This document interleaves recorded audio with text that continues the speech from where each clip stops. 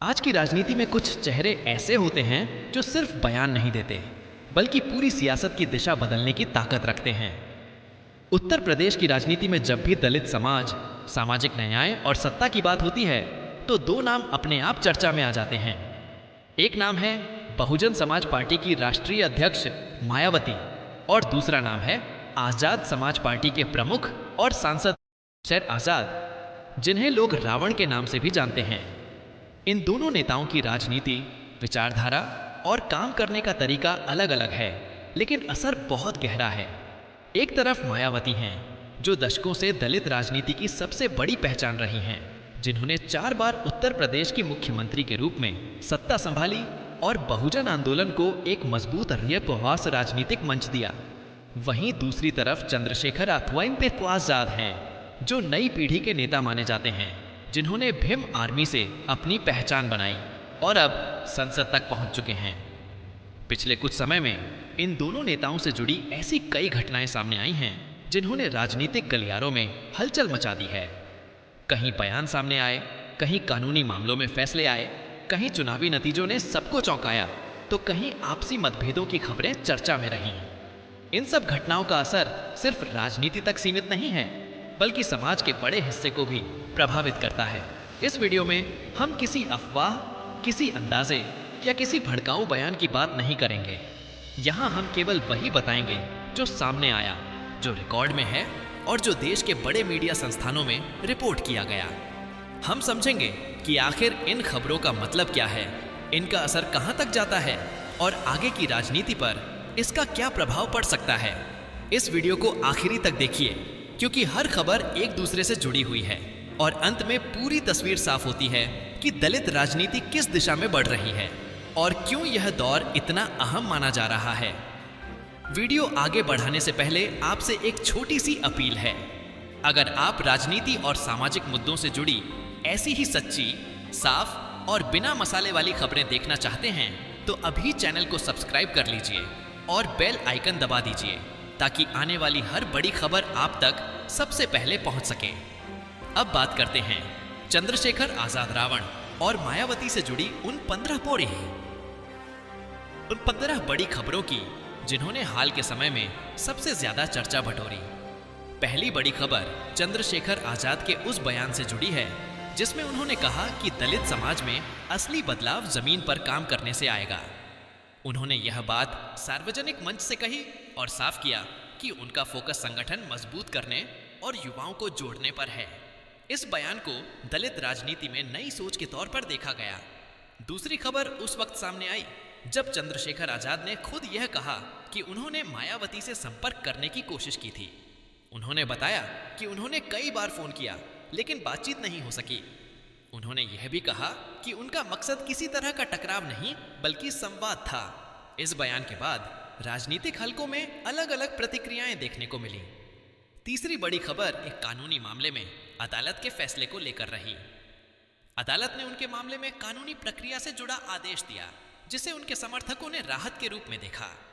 इस खबर ने यह साफ किया कि राजनीति के साथ साथ उनके कानूनी मोर्चे भी लगातार चर्चा में रहते हैं। चौथी खबर उसी सिलसिले में आई जब एक अन्य मामले में अदालत से उन्हें झटका लगा। इस फैसले के बाद यह साफ हुआ कि कानूनी लड़ाई आसान नहीं है और हर फैसला उनके राजनीतिक सफर को किसी न किसी रूप में प्रभावित करता है।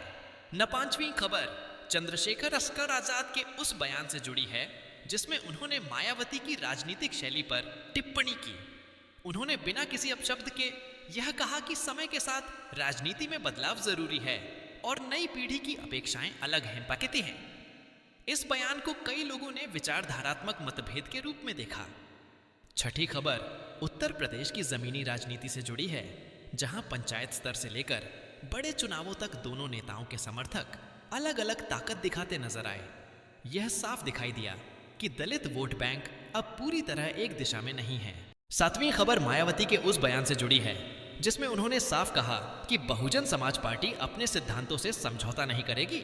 उन्होंने बिना किसी व्यक्ति का नाम लिए यह बात कही, लेकिन राजनीतिक विश्लेषकों ने इसे मौजूदा हालात से जोड़कर देखा। आठवीं खबर चुनावी रणनीति से जुड़ी रही, जब बहुजन समाज पार्टी ने कुछ क्षेत्रों में ऐसे फैसले लिए जिनसे यह संदेश गया कि पार्टी अपने पुराने आधार को फिर से मजबूत करना चाहती है। इसका असर स्थानीय राजनीति में साफ दिखाई दिया। 9वीं खबर एक विवाद से जुड़ी रही, जिसमें चंद्रशेखर आजाद का नाम चर्चा में आया। इस मामले में अलग अलग दावे सामने आए और खुद आजाद की तरफ से भी अपनी बात रखी गई। यह खबर सोशल मीडिया से लेकर मुख्यधारा मीडिया तक चर्चा का विषय पहुंचने के बनी रही। 10वीं खबर बहुजन समाज पार्टी के अंदरूनी फैसलों को लेकर रही। पार्टी नेतृत्व द्वारा लिए गए कुछ निर्णयों पर राजनीतिक प्रतिक्रिया सामने आई और चंद्रशेखर आजाद ने भी इस पर अपनी राय रखी। 11वीं खबर सोशल मीडिया से जुड़ी रही, जहां एक तस्वीर और दावा तेजी से वायरल हुआ। बाद में फैक्ट चेक में यह बात सामने आई कि दावा सही नहीं था। इस खबर ने यह दिखाया कि राजनीतिक माहौल में गलत जानकारी कितनी तेजी से फैलती है। 12वीं खबर लोकसभा चुनाव के नतीजों से जुड़ी रही, जहां चंद्रशेखर आजाद की जीत को दलित राजनीति में एक नए अध्याय के रूप में देखा गया। इस नतीजे के बाद कई राजनीतिक समीकरणों पर चर्चा शुरू हो गई। 13वीं खबर दोनों नेताओं के बयानों को लेकर रही, जहां अलग अलग मौकों पर दिए गए वक्तव्यों को मीडिया ने प्रमुखता से दिखाया। इन बयानों ने यह साफ किया कि राजनीति में मतभेद मौजूद हैं, लेकिन हर बयान का असर दूर तक जाता है। 14वीं खबर राजनीतिक विश्लेषण से जुड़ी रही, जिसमें यह कहा गया कि दलित राजनीति अब एक बदलाव के दौर से गुजर रही है। नई पीढ़ी के नेता और पुराने अनुभव के बीच संतुलन बनना एक बड़ी चुनौती बनकर सामने आ रहा है। 15वीं और आखिरी बड़ी खबर इस पूरे घटनाक्रम की समग्र तस्वीर पेश करती है।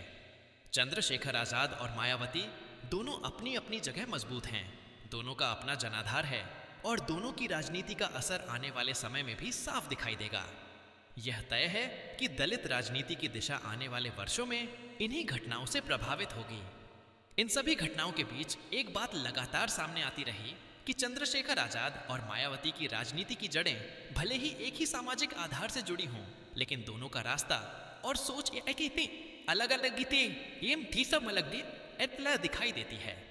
मायावती जहां संगठन और अनुशासन पर जोर देती रही हैं, वहीं चंद्रशेखर आजाद खुली राजनीति, युवाओं से सीधा संवाद और आंदोलनों के जरिए अपनी बात रखने में विश्वास करते हैं। यही फर्क दोनों को अलग पहचान देता है। बीते समय में कई मौकों पर यह भी देखा गया कि जब चंद्रशेखर आजाद किसी मुद्दे पर सड़क से लेकर संसद तक की आवाज के उठाते हैं, तो उसका असर समाज के उस वर्ग पर पड़ता है जो खुद को लंबे समय से अनदेखा महसूस करता रहा है। वहीं मायावती की राजनीति में स्थिरता और अनुभव की झलक मिलती है, जो कई बार उनके समर्थकों को भरोसा देती है कि पार्टी अभी भी मजबूत है। राजनीतिक विश्लेषकों का मानना है कि दलित राजनीति का यह दौर सिर्फ व्यक्तियों की लड़ाई नहीं है, बल्कि विचारधाराओं का टकराव है। एक तरफ पुराना ढांचा है जिसने सत्ता का स्वाद चखा है और प्रशासनिक अनुभव भी रखा है, दूसरी तरफ नई पीढ़ी है जो बदलाव की बात करती है और खुद को व्यवस्था से सीधे जोड़ने की कोशिश करती है। इन दोनों धाराओं के बीच कई बार तनाव भी देखने को मिला।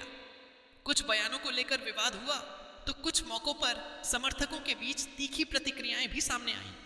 हालांकि दोनों नेताओं ने सार्वजनिक तौर पर कभी ऐसी भाषा का इस्तेमाल नहीं किया जिससे स्थिति और ज्यादा बिगड़े। यह भी राजनीति की एक परिपक्वता को दिखाता है। मीडिया में यह सवाल बार बार उठा कि क्या भविष्य में दोनों के रास्ते कभी एक हो सकते हैं या फिर यह दूरी और बढ़ेगी। इस सवाल का जवाब फिलहाल साफ नहीं है, लेकिन इतना तय है कि दोनों की राजनीति आने वाले चुनावों और सामाजिक आंदोलनों को प्रभावित करती रहेगी। चंद्रशेखर आजाद के समर्थक उन्हें एक ऐसे नेता के रूप में देखते हैं जो बिना डरे अपनी बात रखता है और जमीनी मुद्दों पर सक्रिय रहता है। वहीं मायावती के समर्थक उन्हें अनुभव, अनुशासन और सत्ता संचालन की मिसाल मानते हैं। यही वजह है कि दोनों के समर्थक वर्ग अलग अलग तरीकों से अपनी उम्मीदें जोड़ते हैं। पिछले कुछ महीनों में यह भी देखने को मिला कि चंद्रशेखर कई सामाजिक कार्यक्रमों में हिस्सा लिया, युवाओं से संवाद किया और शिक्षा तथा संविधान पर जोर दिया। इन कार्यक्रमों में उनकी भाषा सरल रही और संदेश सीधा। इससे उनकी छवि एक ऐसे नेता की बनी जो सिर्फ राजनीति नहीं बल्कि सामाजिक चेतना की भी बात करता है। वहीं मायावती ने भी समय समय पर अपने बयान जारी करके फैलाया यह साफ किया कि उनकी पार्टी बहुजन समाज के हितों से कभी समझौता नहीं करेगी।